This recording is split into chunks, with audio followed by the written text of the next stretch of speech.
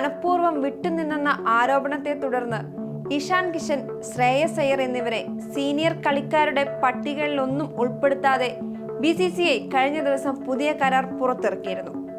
താരങ്ങളുടെ പുറത്താക്കൽ അക്ഷരാർത്ഥത്തിൽ ആരാധകരെ ഞെട്ടിച്ചിരിക്കുകയാണെന്ന് തന്നെ പറയാം. ഇരുവരും ഫോമിലുള്ള രണ്ട് താരങ്ങളായതിനാൽ ആരാധകർക്ക് ഏറെ നിരാശ നൽകുന്ന വാർത്തയാണിത്. എന്നാൽ ഇനി ഏതെങ്കിലും തരത്തിൽ ടീമിൽ ഇരുവർക്കും കളിക്കാൻ സാധിക്കുമോ എന്നാണ് എല്ലാവരുടെയും സംശയം.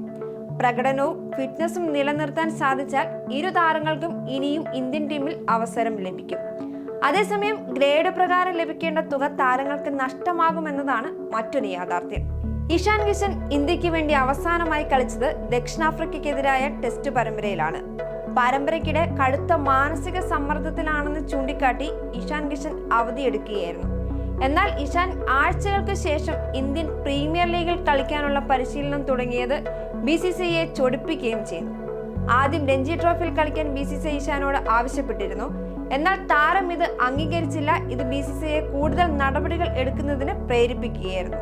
ശനിയാഴ്ച MCA BKC ഗ്രൗണ്ടിൽ തമിഴ്നാടിനെതിരെ ആരംഭിക്കുന്ന സെമി ഫൈനലിൽ രഞ്ജി ട്രോഫി ടീമിൽ ശ്രേയസ് അയ്യരെ ഉൾപ്പെടുത്തിയിരുന്നു. ഇംഗ്ലണ്ടിനെതിരായ രണ്ടാം ടെസ്റ്റിന് ശേഷം ഇന്ത്യൻ ടീമിൽ നിന്ന് പുറത്തായ അയ്യർ ബറോഡയ്ക്കെതിരായ രഞ്ജി ട്രോഫി ക്വാർട്ടർ ഫൈനൽ പുറംവേദന കാരണം ഒഴിവാക്കുകയായിരുന്നു.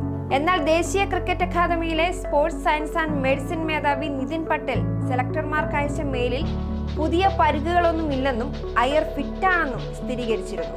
എന്തായാലും അനുസരണയില്ലാത്ത താരങ്ങൾക്ക് നേരെ വടിയെടുക്കാൻ തന്നെ തയ്യാറായിരിക്കുകയാണ് BCCI. സൂക്ഷിച്ചും കണ്ടു നിന്നാൽ കളിക്കളത്തിൽ നിറഞ്ഞു നിൽക്കാൻ താരങ്ങൾക്ക് സാധിക്കും.